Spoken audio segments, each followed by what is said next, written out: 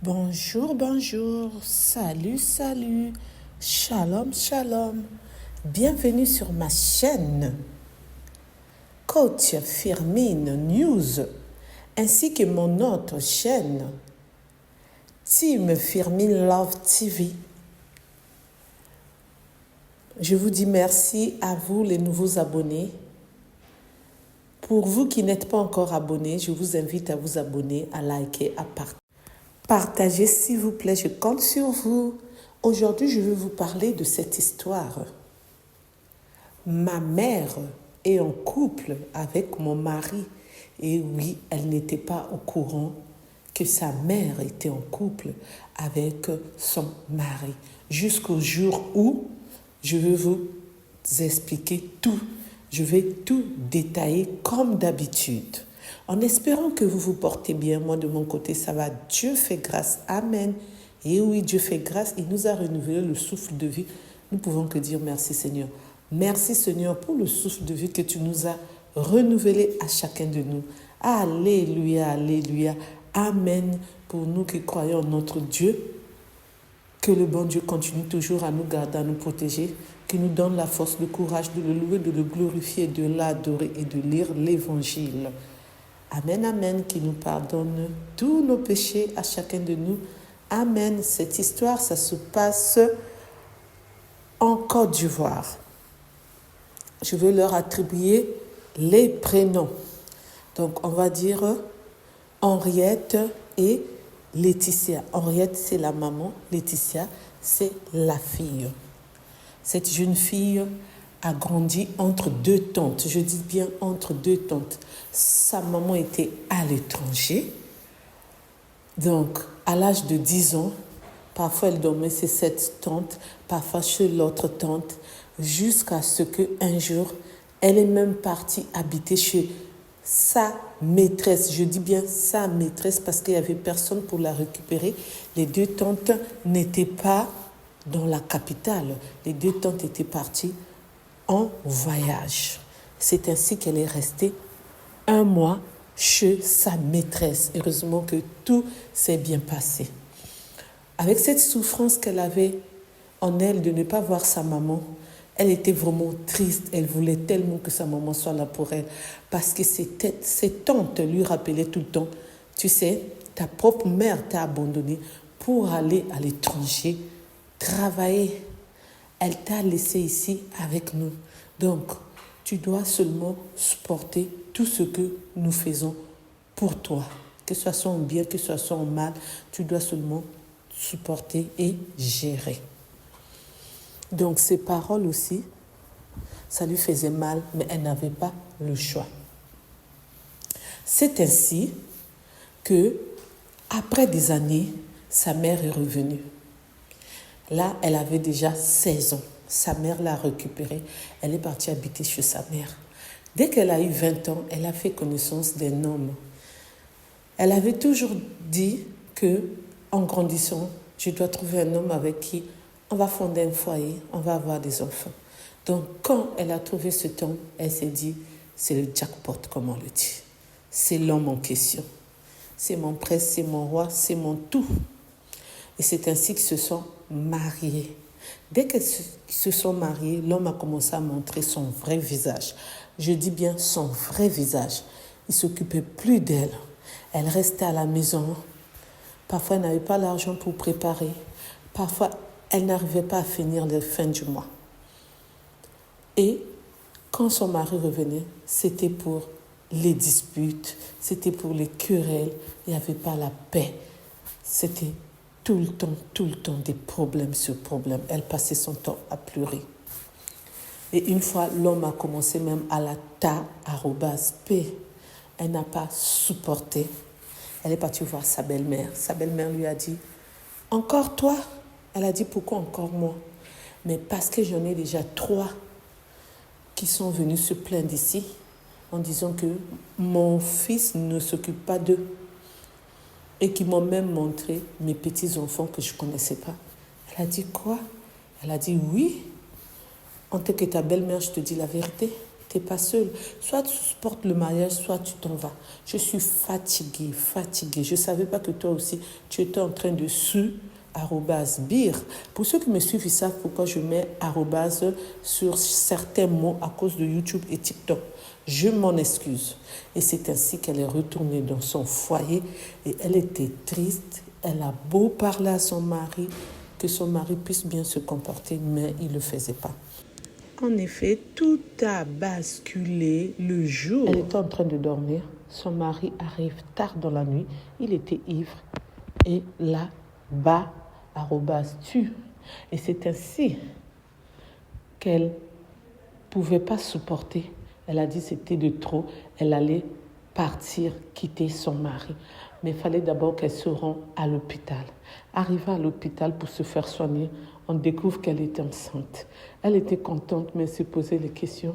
Est-ce que l'enfant allait survivre à cause de tous ces blés sur qu'elle a eu à cause de son mari? Et c'est ainsi qu'elle a parlé à son mari. Son mari aussi était content. Et elle est restée supportée parce qu'elle était enceinte et en plus de ça, elle n'avait pas d'argent. Quand elle a accouché 2 jours seulement, l'enfant était D@C@D. À cause de ça, elle n'a pas pu supporter. Elle est partie habiter chez sa mère. Tout se passait bien chez sa mère. Elle n'avait pas encore divorcé. Et elle ne savait pas que sa mère sortait avec son mari. À chaque fois qu'elle demandait à sa mère où est-ce qu'elle partait, elle disait « Je pars voir un ami », alors qu'elle partait pour sortir avec son mari en cachette dans les hôtels. Et au fur et à mesure qu'elle cherchait du travail, elle a pu trouver le travail. Elle était bien et elle a commencé à prier. Là où elle partait prier, le pasteur lui a dit « Comme tu t'es confié en moi, que tu as beaucoup de problèmes, on va faire des prières ensemble. Tu viendras chez moi pour qu'on puisse prier. » Elle a dit « Pas de problème. » Et c'est ainsi qu'elle s'est rendue chez le pasteur. Le pasteur a fermé la porte. Je dis bien, a fermé la porte de la maison. Elle a dit au pasteur, pourquoi vous fermez la porte? Le pasteur a dit, tu restes tranquille, moi-même je sais ce que je fais. C'est ainsi que le pasteur l'a vu @les. Vous savez, nous les femmes, on n'a pas trop de force, elle sait quand même @tu, mais le pasteur est passé quand même à l'acte. Et c'est ainsi qu'elle pleurait. Elle est sortie de là en pleurant, arrivée chez elle. Elle a expliqué à sa mère. Sa mère était en colère. Après quelques mois, elle était enceinte du pasteur. En allant à l'hôpital, on découvre qu'elle est enceinte. Elle est partie dire au pasteur. Le pasteur a nié la grossesse. C'est ainsi qu'elle a commencé à acheter la layette, à suivre la grossesse au niveau de l'hôpital, à prendre soin d'elle et le fœtus qui était dans son ventre. Jusqu'au 9e mois, elle a accouché sans problème. Elle n'a jamais porté plainte au pasteur. Elle s'est dit qu'elle laisse tout à Dieu, que Dieu puisse le nir par rapport à ce qui s'est passé, de l'avoir forcé pour faire ce que vous savez. Papa et maman, les choses des grandes personnes sont consenteux, @moi. De l'autre côté, sa maman continue toujours à sortir avec son mari. Dès qu'elle a accouché de son bébé avait maintenant 4 ans. Une fois, on l'appelle, on lui dit que sa maman était hospitalisée. Elle a dit pourquoi. On lui a dit on ne sait pas, il faut aller à l'hôpital. Dès qu'elle avait accouché de son enfant, 2 ans après, elle avait quitté de là où elle habitait avec sa mère. Elle est partie louer son propre appartement. Et c'est ainsi qu'elle est partie à l'hôpital. Arrivée à l'hôpital, sa mère lui dit « Excuse-moi, c'est ton ex-mari, même si vous n'êtes pas encore divorcé, qui t'a @p. C'est avec lui qu'on sort ensemble depuis que tu étais mariée. Sa fille a dit quoi? Elle a dit oui, je m'excuse pour cela.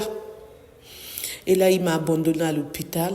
Il a vu qu'il y a beaucoup d'ordonnances et l'hôpital a payé. Il est parti, il n'est plus revenu. C'est pourquoi j'ai demandé qu'on puisse t'appeler. Et c'est ainsi que sa fille a payé les ordonnances et l'hôpital. Elle a dit, maman, c'était pas bien ce que tu as fait. Elle a dit à sa fille, je ne veux plus recommencer. Dès qu'elle est sortie de l'hôpital, elle est partie habiter là où elle louait.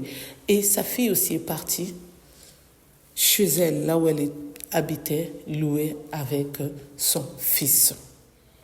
Alors, sa maman continuait toujours à sortir avec son mari.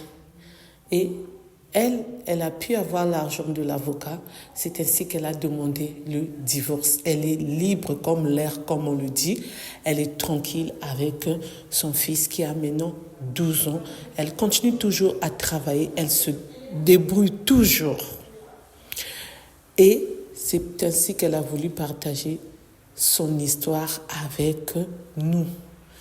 C'est pour cela que je vous ai partagé son histoire. Merci de m'avoir écouté, merci de m'avoir suivi. En tant que coach Firmine, je peux que dire, elle a bien fait de ne plus continuer avec son ex-mari parce qu'elle a trop souffert dans son mariage. Et sa mère qui continue toujours avec son ex-mari, c'est pas bien. Une maman ne doit pas se comporter comme ça. Cherche ton homme à toi. Je ne cesse de vous le dire. Je ne cesse de vous sensibiliser. Je ne cesse de répéter. Cherchez vos propres maris, cherchez vos propres amis, copains, compagnons. Tout ce que vous voulez chercher, mais ne prenez pas, ne sortez pas en cachette avec les maris des autres, les compagnons des autres. C'est pas bien. Parce que sa maman, jusqu'à aujourd'hui, continue toujours à sortir avec son ex-mari parce qu'il est bien, bel et bien son ex-mari maintenant. Et elle s'est dit, aujourd'hui, s'il arrive encore quelque chose à sa maman, elle ne va plus payer les frais de l'hôpital. Et moi, je dis bravo et je dis c'est bien parce que comme son ex-mari a l'habitude de l'État @p. Donc, si aujourd'hui, il recommence de le faire avec sa mère, et sa mère doit prendre ses responsabilités et surtout payer ses frais de l'hôpital. Donc, moi, je martèle sur ça. Arrêtez de sortir avec le mari de ta fille ou de ta cousine. Vice-versa, vous aussi les hommes, arrêtez de sortir avec les petites sœurs de vos femmes, de vos copines, amies, etc., etc. Et je dis bravo, bravo, bravo à sa fille parce qu'elle vient de loin. Depuis son tendre enfance, elle n'a jamais, jamais, jamais donné sa propre vie. Elle continue à se battre. Pour elle et pour son fils. Donc c'est bien. Même si vous avez des problèmes, même si ça ne va pas, il faut toujours se dire que demain ça sera meilleur. Le futur vous attend. Tant qu'on vit sous cette tête, tant qu'on a le souffle de vie, le futur nous attend. Merci de m'avoir écouté, merci de m'avoir suivi. Pour ceux qui ne se sont pas encore abonnés, abonnez-vous s'il vous plaît. Ma team, ah oui, ma team, merci d'être toujours là pour moi, et ainsi que vous aussi qui êtes venus vous rejoindre à nous. Donc, on vous reçoit bien arrivé à vous dans notre team. Pour ceux qui ne se sont pas encore abonnés, abonnez-vous massivement, likez massivement. N'oubliez pas aussi de partager, de commenter si c'est possible, sans oublier d'appuyer sur la cloche de notification pour recevoir les vidéos que je mettrai en ligne, s'il vous plaît. Je compte sur vous.